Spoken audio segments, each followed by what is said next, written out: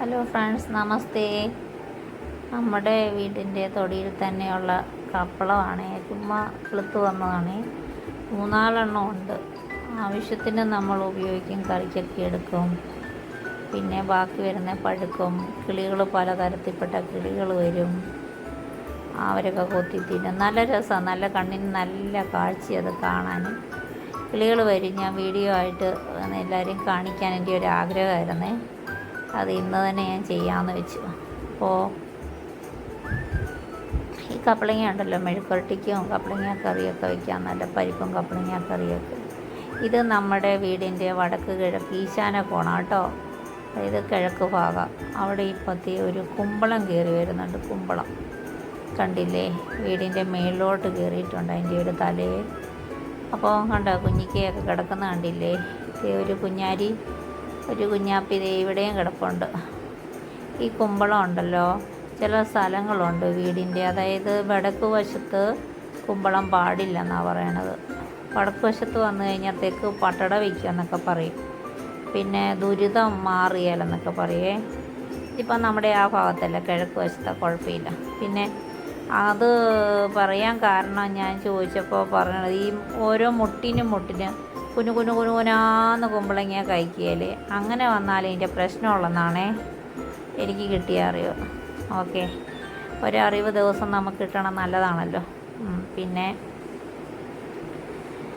കുമ്പളങ്ങ ഇത് നല്ലതാണ് സംഭവം. അത് മുറിക്കുന്നതിനൊക്കെ രീതികളുണ്ട്. പിന്നെ ചീനി കണ്ടില്ലേ? ഈ ചീനി നിറയെ ആർത്ത് കായ്ക്കും. പക്ഷെ കാണാൻ നല്ല ഭംഗിയുണ്ടെങ്കിലും ചേലില്ല ഇതിന്. അതായത് ഗുണവും മണമൊന്നും ഇല്ല. കാണാൻ ഭംഗിയുണ്ട് കേട്ടോ. എത്രയോ ഭേദമാണ് നമ്മുടെ കാന്താരി. അതിൻ്റെ ഒരു വാസന തന്നെ വേറെയാണ്.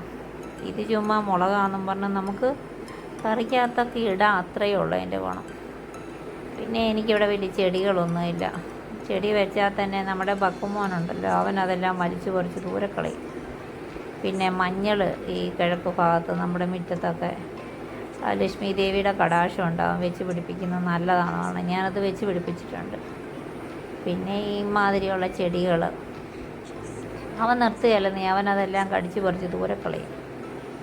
പിന്നെ അമ്മയ്ക്ക് ഈ ചെടികളോടൊന്നും വലിയ പ്രിയയില്ല. മുറ്റത്ത് വെടിപ്പായിട്ട് കിടക്കണം എന്നൊക്കെ പറയും.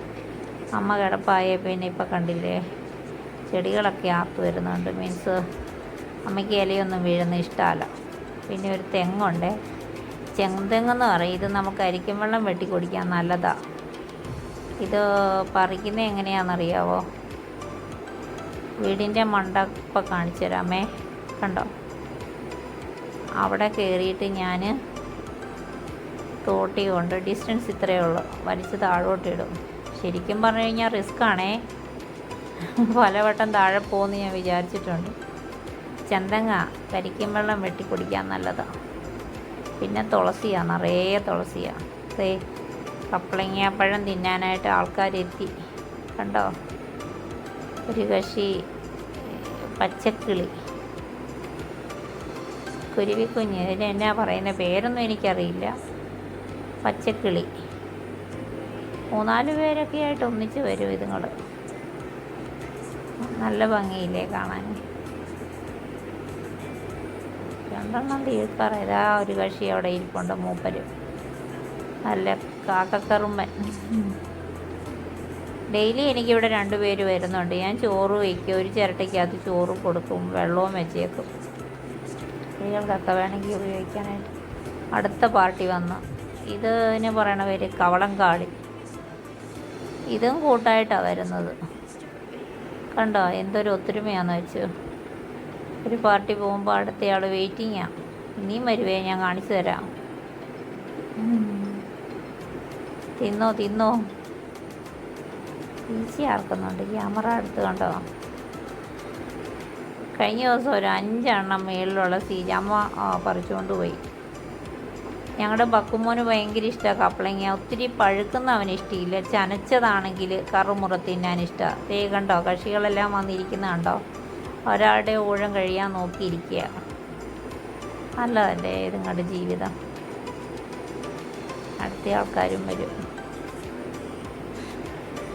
പിന്നെ നമ്മുടെ ഇതൊരു ഗ്രാമപ്രദേശമായതുകൊണ്ട് നല്ല ഭംഗിയാണ്. കണ്ടോ, അടുത്ത കക്ഷി വന്നു. ഇനിയൊക്കെ വംശനാശം സംഭവിച്ചെന്നായിരിക്കും ചിലർ കരുതിയിരിക്കുന്നത്. ഇല്ല, ഇതിൻ്റെ പേരാണ് മരം കൊത്തി. കുട്ടികൾക്കൊക്കെ കാണിച്ചു കൊടുത്തോ മരം കൊത്തി. ഇവൻ കൊത്തലുകാരനാണ്. അവന് മരത്തേലൊക്കെയുള്ള പൂതിലൊക്കെയുള്ള സംഭവങ്ങൾ പ്രാണികളെയെല്ലാം പിടിച്ചു തിന്നും.